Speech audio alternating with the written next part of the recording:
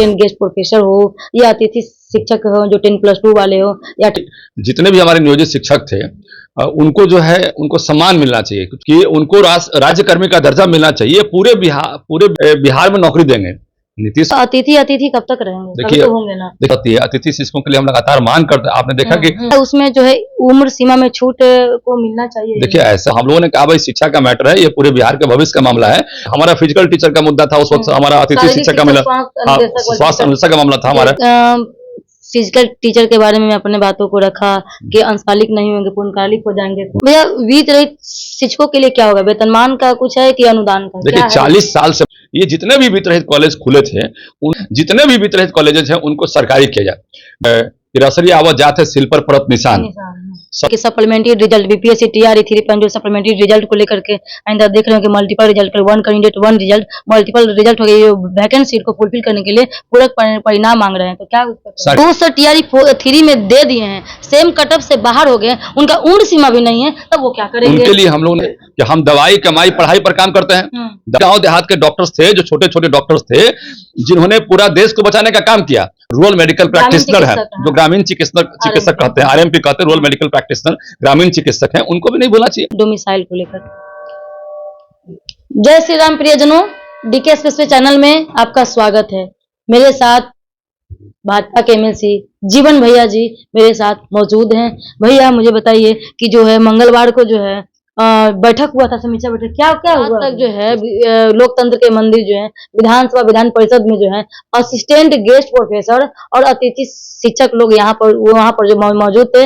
आपके इंतजार के क्या कुछ होगा, हम लोग का समायोजन होगा नहीं होगा, इसी पर बात करिए, क्या कुछ हुआ था?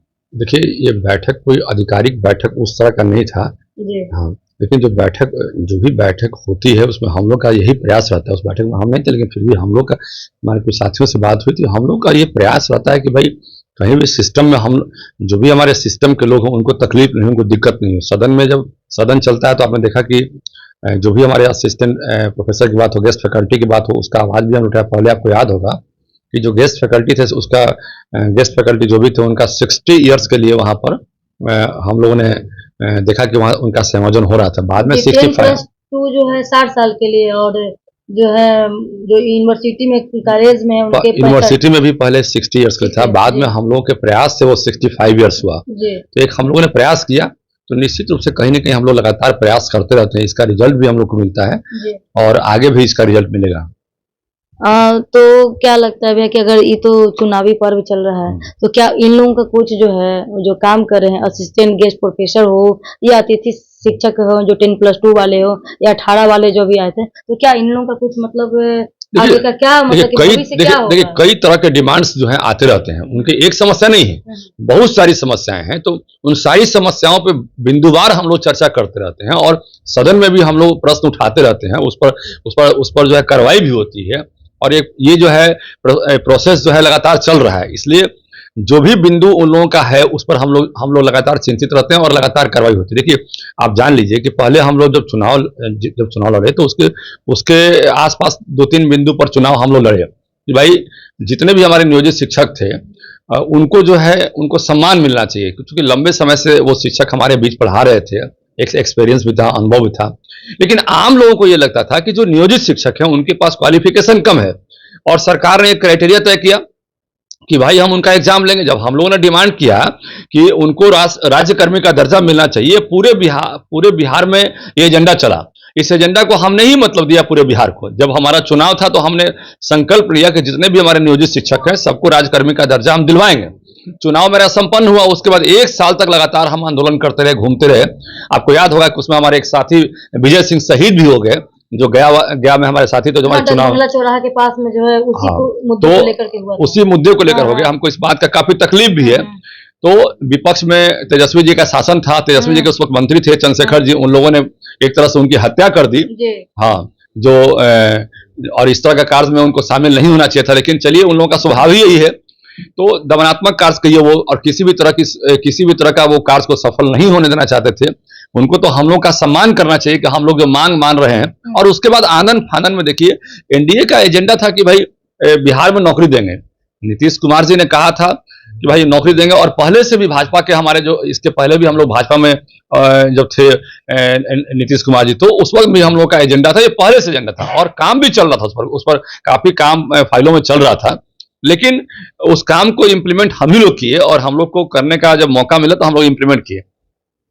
ये जो है काम जो है लगातार हम लोग करते रहते हैं, इसलिए इसमें हमें लगता है कि किसी भी चीज पर, किसी भी बिंदु पर किसी को घबराने की जरूरत नहीं है। हम लोग संघर्ष उनके लिए हम लोग कर रहे हैं। अच्छा भैया, तो अतिथि कब तक रहेंगे? देखिए तो होंगे ना। देखिए आपको एक बात बता दें कि जब हम अतिथि शिक्षक की बात करते हैं, गेस्ट फैकल्टी की बात करते हैं, तो पूरे देश की आप एक कल्पना कीजिए कि पूरे देश में कहीं भी आप जा रहे हैं, आप दिल्ली यूनिवर्सिटी तो हम लोग मानते हैं कि नॉर्दर्न इंडिया में एक अच्छा यूनिवर्सिटी है और हमारे हिंदुस्तान के लोग दिल्ली यूनिवर्सिटी को और जेएनयू को प्रेफर भी करते हैं। खासकर नॉर्दर्न इंडिया की बात करते हैं तो ज्यादा प्रेफर करते हैं। आप बताइए कि दिल्ली यूनिवर्सिटी में भी गेस्ट फैकल्टी है वहां पे, तो गेस्ट फैकल्टी यदि गलत सिस्टम है तो वहां क्यों होते हैं बताइए? वहां भी गेस्ट फैकल्टी होते हैं, वहां भी गेस्ट फैकल्टी पर वहां पे उनका समायोजन किया जाता है, बाद में उनका परमानेंसी की बात होती है, तो वहां जो क्राइटेरिया है वही क्राइटेरिया मोटा मोटी यहाँ है। तो ये एक सिस्टम है और सिस्टम पूरे देश में, केवल यही सिस्टम नहीं है, पूरे देश में सिस्टम है। और हम जब खासकर हाई स्कूल की बात करें, उच्च विद्यालय की बात करें, तो वहां भी ये सिस्टम है, तो हर जगह ये सिस्टम है। समायोजन की बात होती है, उसका जो क्राइटेरिया पूरे देश में वही क्राइटेरिया यहां भी है। तो निश्चित रूप से हमें लगता है और हम लोग उसको लगातार मांग करते रहते हैं कि भाई इसमें और सुधार होने की जरूरत है, और सुधार करने की जरूरत है। सरकार से हमारी मांग लगातार रहती है। अतिथि शिक्षकों के लिए हम लगातार मांग करते हैं। आपने देखा कि जो हमारे अतिथि शिक्षक उच्च विद्यालय में पढ़ा रहे थे, उच्च माध्यमिक विद्यालय में पढ़ा रहे थे, उनके लिए हमने मांग किया और मांग के बाद आपने देखा कि 25 अंक उनको वेटेज के रूप में दिया गया, अलाउ किया गया। ये हमारे ही मांग पर किया गया। तो इस तरह की मांग हम लोग लगातार करते रहते हैं और सरकार कई बार हमारे कई बिंदु पर मान भी लेती है, कई बार संघर्ष करना पड़ता है हम लोग को, तो करते रहते हैं हम लोग। अच्छा भैया, तो इतना टाइम लगता है, टाइम टेकिंग लगता है, नियमावली को चेंज कर दी सब में, तो क्या उसमें जो है उम्र सीमा में छूट को मिलना चाहिए? देखिए ऐसा है कि उम्र सीमा की जो बात है, जो क्राइटेरिया बना हुआ है, क्राइटेरिया हम तो इस बार बोले कि जो हमारे बच्चे क्वालिफाई कर गए हैं, जो क्वालिफाई कर गए हैं और उनका जो मार्क्स आया है अब दोबारा और उनका एज एक्सपायर कर गया, उस पर हमें विचार करना चाहिए। इस बात को तो हम बोले भी हैं, लेकिन सदन संजोग से उस दिन कैंसिल हो गया। तेजस्वी जी के जितने भी लोग थे उन लोगों ने सदन को कैंसिल करवा दिया। शुक्रवार का हम लोग का सदन में समय होता है शिक्षा पर बात करने का, डिबेट करने का, हम लोग आग्रह करते रह गए, मन से चिल्लाते रह गए, लेकिन उन लोगों ने एक नहीं माना। बाहर में लंबा चौड़ा भाषण देते हैं, उस वक्त वहां सदन को हम लोगों ने कहा भाई शिक्षा का मैटर है, ये पूरे बिहार के भविष्य का मामला है, आप लोग सदन को कैंसिल होने मत दीजिए, हल्ला मत कीजिए, भेड़ में मत आइए और हम लोग के मामला के समाप्ति के बाद आप लोग भेल में आइएगा, आप लोग को जो करना है, लेकिन हम लोग के मुद्दे को उठाने दीजिए। लेकिन हमारा फिजिकल टीचर का मुद्दा था उस वक्त, हमारा अतिथि शिक्षक का मिला, स्वास्थ्य अनुदेशक का मामला था हमारा, तो ये सारे मामले को उन लोगों ने हमारा चलने नहीं दिया। तो हम लोगों ने इसके लिए उनको काफी बोला भाई कि आप हमारा चलने दिए, लेकिन उन लोगों ने एक नहीं मानी और सदन को स्थगित करवा दिया। तो चलिए, सिस्टम है, सिस्टम का पार्ट है, उनके पास पावर था तो सदन को स्थगित करवा दिया और हमारे पास बात रखने की क्षमता थी तो हमने सदन के बाहर भी अपनी बात को रखी और आज भी लगातार रख रहे हैं। निश्चित रूप से ये सारा काम में हम लोग लगे रहते हैं और काम हो रहा है। अच्छा भैया, फिजिकल टीचर के बारे में अपने बातों को रखा कि अंशकालिक नहीं होंगे, पूर्णकालिक हो जाएंगे, तो उनको भी मिलेगा 8,000 नहीं, वेतन में बढ़ोतरी होगा, क्या भैया? देखिए फिजिकल टीचर का मामला हम बताया अभी कि फिजिकल टीचर का मामला जो अंशकालिक रूप में काम कर रहे हैं तो उनको अंशकालिक मिलना चाहिए, लेकिन जो पूर्णकालिक रूप में जो काम कर रहे हैं और जिनसे हम पूर्णकालिक काम दे रहे हैं, तो हमारा ये प्रयास रहता है, कि उनको पूर्णकालिक वेतन भी मिलना चाहिए। यदि सरकार उनको अंशकालिक काम लेती है तो अंशकालिक उनका पेमेंट में दिक्कत नहीं होनी चाहिए, लेकिन यदि सरकार पूर्णकालिक काम लेती है और अभी जो वर्तमान स्थिति है पूर्णकालिक की तरह उनको काम लिया, हमने कहा है विभाग से भी, विभाग के बड़े अधिकारी जो है उनसे भी कहा है, मंत्री जी से भी कहा है, सरकार से कहा है कि आप इस पर एक असेसमेंट कीजिए और असेसमेंट के बाद जिस तरह से जितना काम लेते हैं उस तरह से उनको उतना पेमेंट देने का जो है आप प्रावधान कीजिए। भैया, वित्त रहित शिक्षकों के लिए क्या होगा? वेतनमान का कुछ है कि अनुदान का? देखिए 40 साल से मामला, जगता बाबू जब सरकार में थे और जगता बाबू जब पावर में थे, सेकंड चीफ मिनिस्टर बिहार के कहलाते थे, जब लालू यहाँ पर जो है पूरे बिहार में पावर में थे और जगता बाबू जब यहाँ पर सरकार में पावर में थे, तो उन लोगों ने सिस्टम को बर्बाद करने के लिए एक कसर नहीं छोड़ा। आप जान लीजिए कि वित्त रहित सिस्टम कैसे आया, ये पूरा सिस्टम खराब कैसे हुआ। पेमेंट पहले वित्त रहित जो कॉलेजेस थे उसकी व्यवस्था थी, थोड़ी उनको मतलब फैसिलिटेट किया जाता था, लेकिन जब वित्त रहित के लोग वहां पे जब डिमांड करने के हम लोग को एक व्यवस्था दीजिए, तो जगता बाबू ने कह दिया कि आप लोग क्या करते हैं, पढ़ाते हैं, और जब पढ़ाते नहीं तो पैसा कौन देगा, पैसा किसका मिलेगा। तो ये व्यवस्था उनका खराब किया हुआ है। अरे बाद में सुशील मोदी जी को देखिएगा कि 2008 में उन्होंने कहा कि नहीं, ये नहीं चलेगा। जब वो उन्हीं के पढ़ाए हुए छात्र देश के विभिन्न पदों को सुशोभित कर रहे हैं और वहां पर देश की गरिमा बढ़ा रहे हैं, तो उनको क्यों नहीं मिलना चाहिए भाई पेमेंट? तो उनको पेमेंट दिया जाए और फिर 1.5 करोड़ की ग्रांट की राशि जो है दिया गया। ये जितने भी वित्त रहित कॉलेज खुले थे उन्होंने पहले कभी ऐसा नियम नहीं निकाला, उनके संविधान में ऐसा नहीं था कि हम सरकार से राशि लेंगे, लेकिन सरकार ने उनको फैसिलिटेट करने का काम किया ताकि आप अच्छे से काम करें। 2008 में एनडीए सरकार ने यह फैसला लिया, सुशील मोदी जी ने फैसला लिया, हमारे श्रद्धेय अब तो नहीं रहे हमारे बीच में, लेकिन एक अच्छा फैसला लिया। तो जगदम्बा बाबू के किए हुए जो है गलत कार्यों को हम लोगों ने ठीक करने का प्रयास किए। ये 40 साल से मामला चला आ रहा है, तो इसको अभी जो है अभी हमने एक आंदोलन किया है, एक लगातार हमने एक बिहार व्यापी अभियान छेड़ा है कि भाई जितने भी वित्त रहित कॉलेजेस हैं उनको सरकारी किया जाए। यदि किसी को ये लगता है, पहले देखिए नियोजित शिक्षक थे, आम आदमी में एक परसेप्शन था कि ये पढ़ाते नहीं है, इनको ज्ञान नहीं है, तो आपने परीक्षा तो ले लिया और परीक्षा जब ले लिया सक्षमता परीक्षा, वो पास कर गए 90% से ऊपर, 95% पास कर गए। इसका मतलब कि उनके अंदर क्वालिफिकेशन था ना भाई। और ऐसे भी कहते हैं कि एक तिरसरी आवत जात है सिल पर परत निशान। 17 साल से पढ़ा रहे हैं तो खुद भी तो पढ़ रहे हैं, वो बच्चों को पढ़ा रहे हैं। तो कई ऐसे सिद्धांत हैं कि आप उस सिद्धांतों को देखिएगा तो एक उनके पास ऑटोमेटिक एक अनुभव की जो कमी थी वो कमी पूरी भी हो जाती होगी, तो उसका फायदा उनको मिलना चाहिए। और आज के डेट में सबके सब मोटा मोटी क्वालिफाई कर गए, तो ज्ञान की कमी नहीं थी। और वही बात मैं वित्त रहित के लिए भी कहता हूं कि उनके पास भी कहीं ना कहीं ज्ञान की कमी नहीं है। जो शिक्षक है मैथमेटिक्स से पीएचडी की, आज कितने लोग मैथमेटिक्स से पीएचडी कर रहे हैं, आज कितने लोग केमिस्ट्री से पीएचडी कर रहे हैं। तो सरकार का संज्ञान आज भी है उनके प्रति। लेकिन हम सरकार से आग्रह हमेशा करते हैं कि लगातार इसमें इंप्रूवमेंट होनी चाहिए और भी इन लोगों को बेहतर से बेहतर शिक्षा मिले और बच्चों को, इसके लिए हम लोग उनको और फैसिलिटेट करें। अदरवाइज जब ये कॉलेजेस खुले थे उस वक्त कॉलेजेस के जो संविधान बने थे उस कॉलेजेस के संविधान में कहीं नहीं था कि हमको जो है सरकार से ग्रांट की राशि लेनी है, बात समझ लीजिए। लेकिन सरकार ने फिर भी अपने तरफ से ग्रांट की राशि का प्रोविजन किया और 2008 में जो ग्रांट की राशि का प्रोविजन किया उससे थोड़ा सा फैसिलिटेशन में काम आया। अब 20 के दिनों में क्या हुआ कि भाई बहुत सारे कॉलेजेस जो है बहुत सारे क्राइटेरिया का फुलफिलमेंट नहीं कर पा रहे थे, तो उनको कहा भी गया, बीच में कुछ सस्पेंशन भी हुआ, लेकिन हम लोगों ने सस्पेंशन तुड़वाने का भी काम किया। तो लगातार हम लोग काम कर रहे हैं और निश्चित रूप से आने वाले समय में आप देख लीजिएगा एक ऐसा भी समय आएगा, जिस तरह से नियोजित शिक्षकों को हम लोग ने राजकर्मी का दर्जा दिलवाया है, एक ऐसा भी समय आपको देखने को मिलेगा डीके जी कि वो लोग सरकारी कर्मी होंगे। जी जी। देख रहे होंगे आइन देना देख रहे होंगे कि सप्लीमेंट्री रिजल्ट बीपीएससी टीआरई 3 जो सप्लीमेंट्री रिजल्ट को लेकर के आइंदा देख रहे हो कि मल्टीपल रिजल्ट कर 1 कैंडिडेट 1 रिजल्ट मल्टीपल रिजल्ट हो गई, वैकेंसी को फुलफिल करने के लिए पूरक परिणाम मांग रहे हैं। तो क्या सरकार ने इसमें अपना फैसला कर दिया कि अब टीआरई 4 में जो है उसका समायोजन किया जाएगा। सरकार ने कह दिया, स्पष्ट कर दिया कि टीआरई 4 में हम उसका समायोजन करेंगे। जो सर टीआरई 3 में दे दिए हैं, सेम कटअप से बाहर हो गए, उनका उम्र सीमा भी नहीं है, तब वो क्या करेंगे? उनके लिए हम लोगों ने उनके लिए हमने अधिकारियों से भी कहा है, माननीय मंत्री से भी कहा है, सबसे कहा है कि भाई उनके लिए आप स्पेशल प्रोविजन कीजिए जिनका कि अब समय नहीं बचा है और जो क्वालिफाई कर गए हैं, क्योंकि अब दोबारा वो एग्जाम नहीं दे सकते हैं। तो उनके लिए हम लोगों ने सरकार से बात रखी भी है। यदि सदन में वो हम लोग को मौका मिलता रखने का तो सदन में इस पर बहस भी होता। उसके लिए हम लोगों ने क्वेश्चन भी डाला था, लेकिन संजोग से आरजेडी के लोगों ने हमारे क्वेश्चंस को नहीं आने दिया। उन लोगों ने इतना विरोध किया, हल्ला हंगामा भेल में करके हमारे क्वेश्चन, हम लोग बार बार आग्रह करते रहे कि बहुत इंपॉर्टेंट मामला है ये टीआरई 3 और ये जो बीपीएससी का जो मामला है बहुत इंपॉर्टेंट मामला है।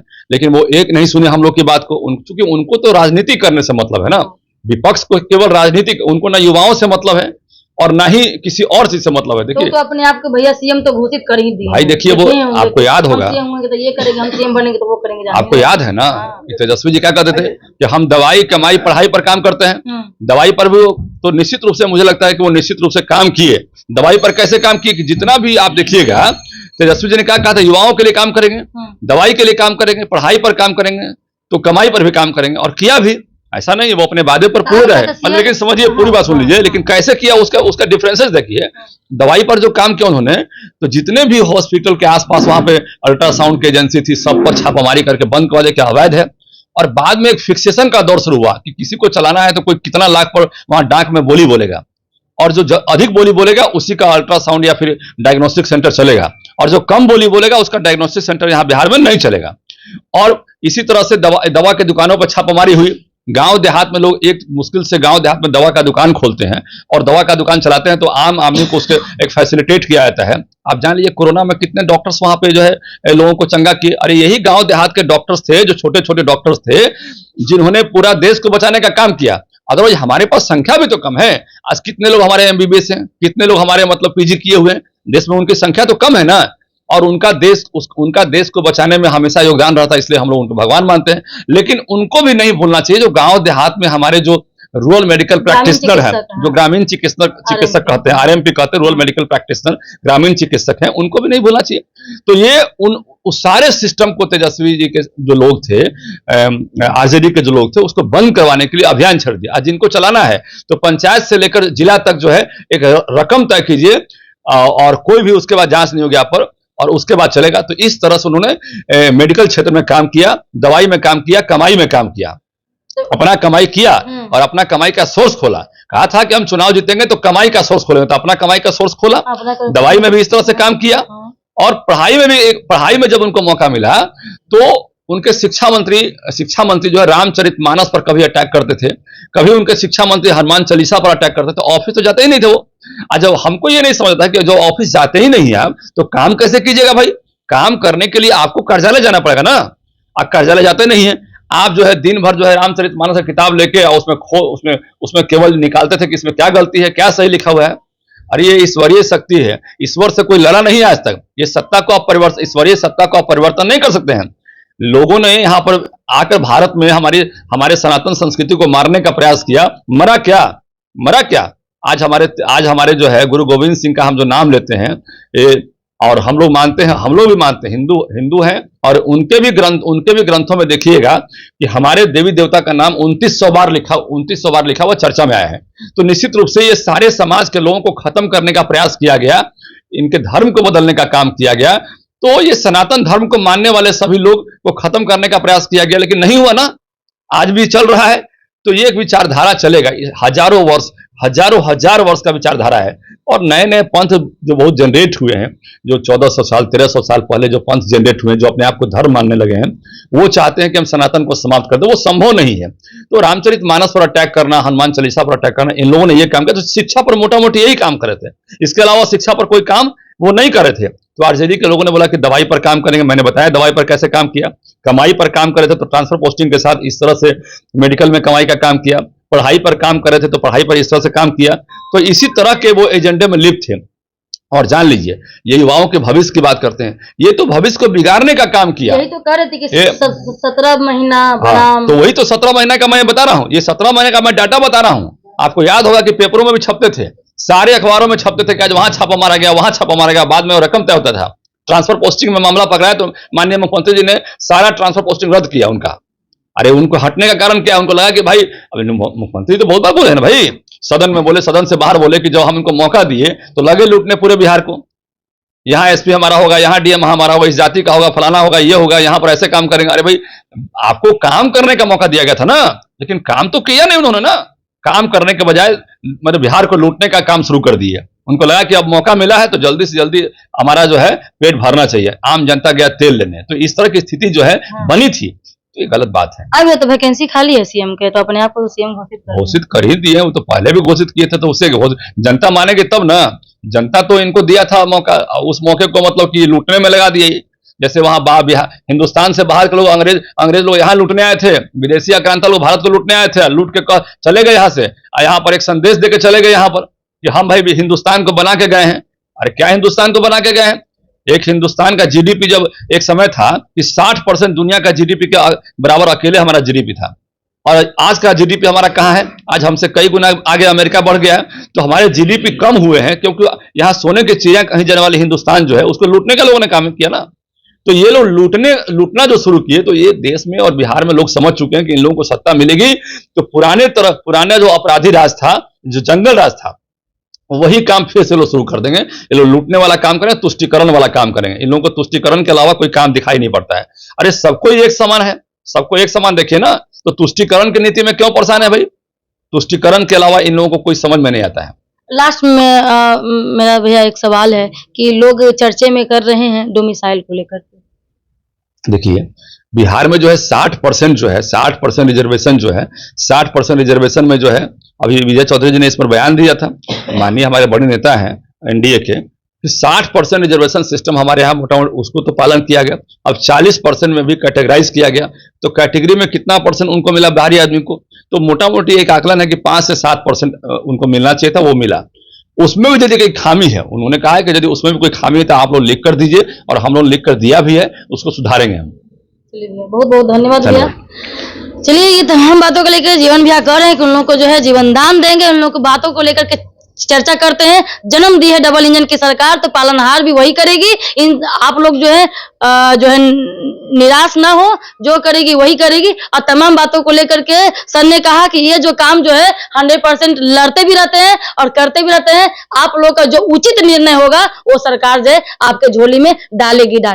जय हिंद, जय भारत। देखते रहिए डीके स्पेशल चैनल में। लाइक शेयर कमेंट सब्सक्राइब करें, फेसबुक तो है तो फॉलो करें। जय श्री